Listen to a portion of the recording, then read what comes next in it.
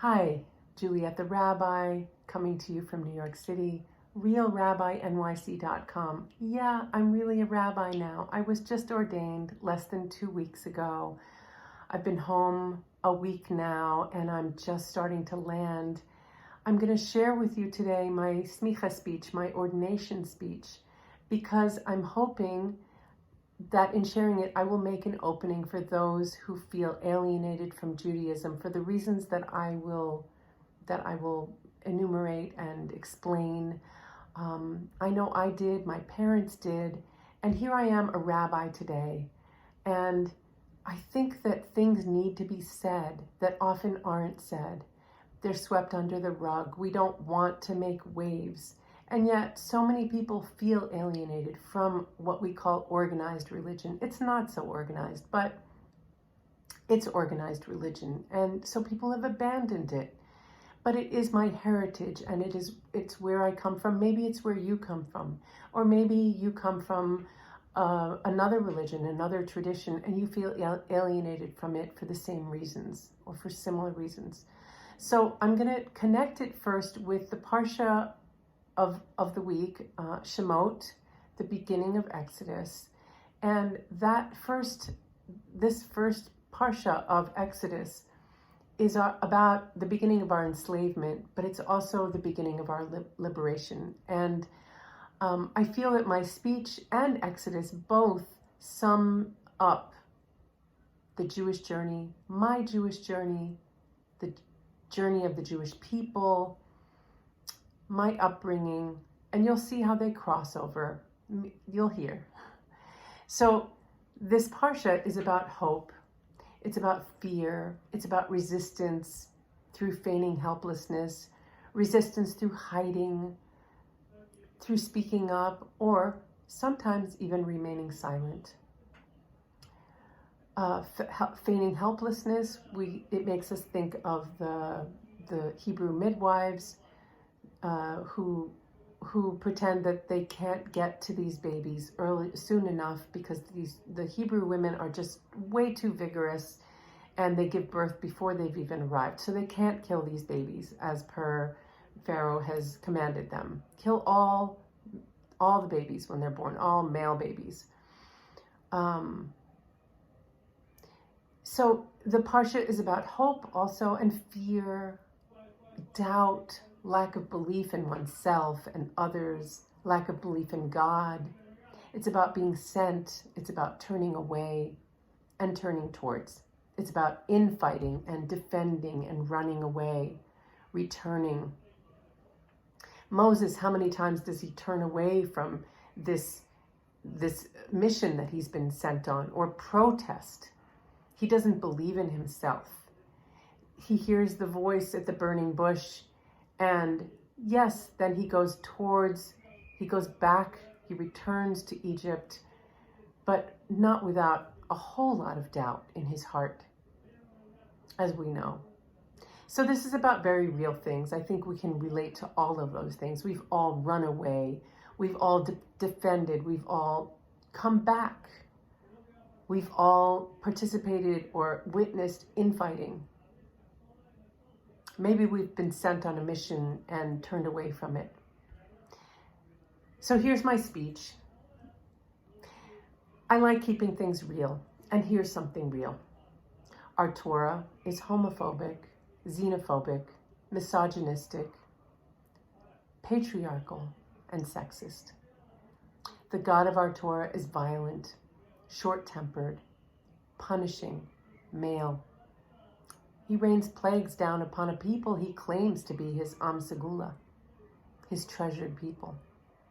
Our forefathers and mothers, they were liars, cheats, and schemers. And we're done with the patriarchy, right? I know I am. If hearing all this makes you uncomfortable, it shouldn't. Because our forefathers, and I do mean fathers, gave us permission to challenge and argue with Torah and with God. The Torah itself gives us permission to argue with God. Moses, Abraham, the daughters of Tzlofchad, they all argue with God, and God listens sometimes. We are Yisrael, God wrestlers.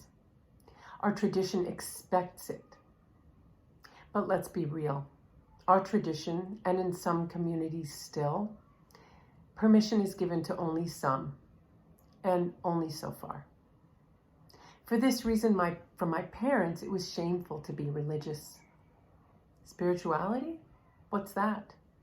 Why can't you just be culturally Jewish and bring the values of Judaism into politics? They did that, yes, and they both died in despair. But they were right that a world that erased the tapestry of cultures and languages, one dominated by American consumerist culture, was a world devoid of beauty. What they didn't know was the beauty of Judaism and how it figured into this tapestry. They only knew Torah as a story of liberation. They didn't know that its flawed characters reflect our own character and that they give us a chance to work on ourselves. We don't need to be perfect. We get to work on ourselves. They were not perfect. They didn't know, my parents, that the stories of these flawed characters taught our ancestors about endurance and gave them strength to get through a lot of years, centuries, millennia of oppression. They didn't know about our mystical tradition of black fire and white light. They didn't know that the divine flow that flows from Eden is always available, never ceasing, through our Torah. They didn't know that individual words with the same consonants but different vowels could mean something totally different. A word read one way could mean river, and the same word read another way could mean light. Or maybe those are the same thing. And when I feel overwhelmed by the despair in the world today, and I dream of escaping to a mountaintop and living my days out in peace and tranquility with all the stuff that's going on in the world, homesteading maybe, farming, chanting, I remember the climate crisis and the fact that there is no safe place to escape to. And then I turn to my Jewish practice and Torah, my flawed inheritance, for guidance, for uplifting, for hope. And I remember my passion for bringing this to other people, because there is no escaping.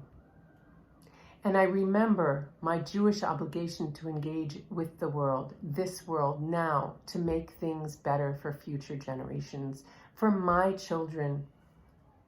I remember my obligation to take care of them. I remember my Jewish obligation to be positive and hopeful, because if I lose hope, how can they remain hopeful? We can appreciate the changes that have happened over the generations, the more recent tradition of bringing more progressive voices into Torah interpretation. And we can continue to co-create a renewed Judaism. I come from Jewish renewal. This is why I'm here as a rabbi today, because of Jewish renewal. So we can appreciate this renewed Judaism, or continue to co-create a renewed Judaism that includes everyone, and I do mean everyone. And also new ways of being that build on the endurance of our ancestors, whatever their tradition. I think my parents would understand now. May we have and continue to build on the endurance of our ancestors, whatever tradition they come from. And please join me and say Amen. And I'll see you soon.